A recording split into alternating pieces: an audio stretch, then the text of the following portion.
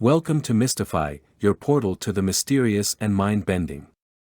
Today, we're delving into the sci-fi mystery, Time Trap. Get ready for time distortions, adventure, and surprises. Let's dive into Time Trap.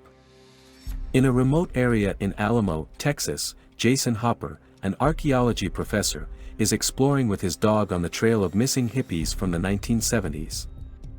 He finds the hippies' van along with some pictures and a journal and notices a cave far in the distance.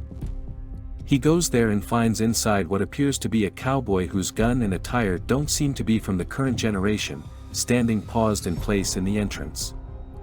Shocked by this discovery, Hopper turns around and drives back to town. Apparently, he set up the expedition with his students, Taylor and Jackie, but Hopper dismisses them, stating that their research is done, and he goes to the cave alone. He sees the cowboy still frozen in place. When Hopper enters the cave, he touches a layer of moisture that separates the atmosphere between the outside world and the cave. Once he steps through the layer, the cowboy starts to move. After a few minutes inside, he notices the dimming of light emanating from the entrance. He hears strange noises and rushes out of the cave. Outside, it's already night time and his dog is nowhere to be found. Hopper returns to the campsite and finds his vehicle is covered with overgrown plants. He tries to start his Jeep but it doesn't respond. He also notices his ID has withered and rushes outside to find help. He stumbles upon an SUV containing Jackie's backpack. With no alternatives left, Hopper gets back into the cave, believing Jackie and the others may have sought refuge inside.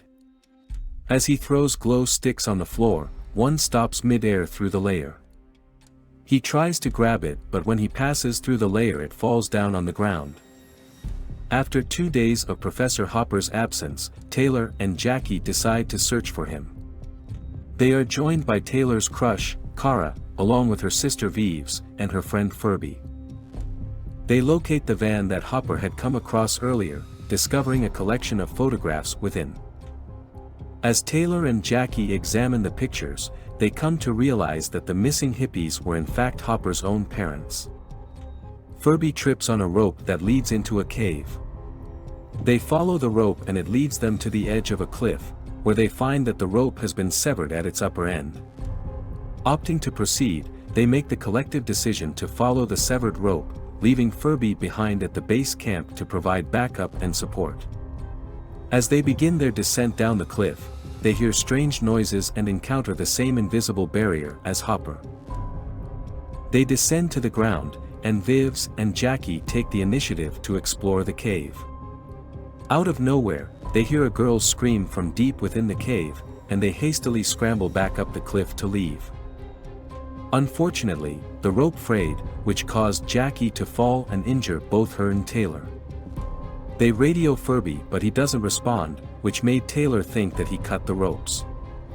They try to contact him again and to their surprise, they receive a transmission from inside the cave, an old voice claiming to be Furby, and decide to follow it. At another juncture within the cave, they make a grim discovery, Furby's lifeless body with a broken neck.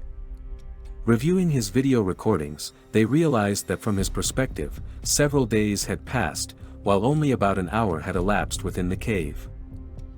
In the video, Furby discovers that the professor was searching for his family. He found out from the hippies' journal that Hopper's parents were searching for the Fountain of Youth, a tale rooted in history. The journal recounts how Queen Joanna dispatched numerous expeditions in 1506 to find the healing water to save her ailing husband. However, all attempts had failed. Hopper's family set off to seek the fabled healing water when his sister fell ill, but none of them ever returned. In Furby's final moments, he found another cave opening and ventured inside, hoping to find Hopper's car keys to get back home. On his descent, his rope severed, causing his fatal fall. Taylor deduces that the cave exists within a time distortion, causing events to unfold at a significantly slower pace. Faced with limited options, Kara decides to free climb out of the cave in a bid to get a GPS signal for help. Upon emerging on the surface, she is greeted by a desolate and barren landscape. There is no signal and a looming dust storm engulfs the area. In the sky, she discovers a colossal triangular object of mysterious origin.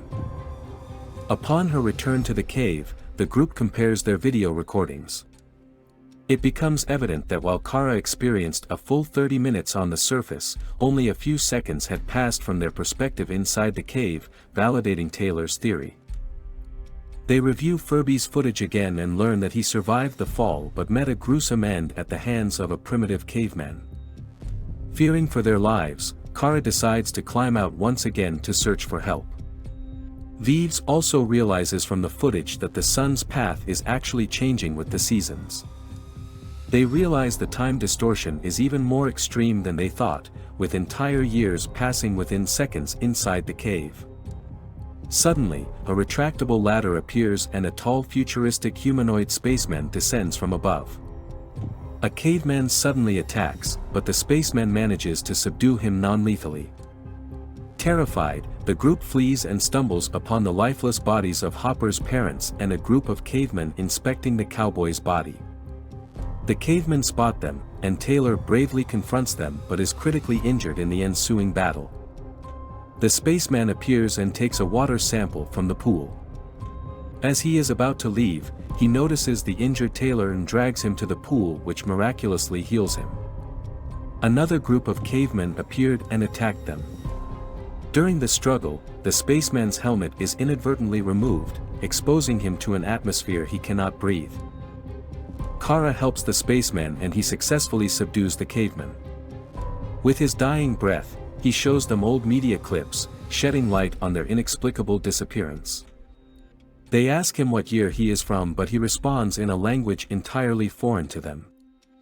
Before the spaceman dies, he shows them a clip revealing that humanity has evolved into a spacefaring civilization due to Earth's deteriorating conditions, with the triangular object Kara witnessed being a space station designed to dispatch ships to distant planets for colonization.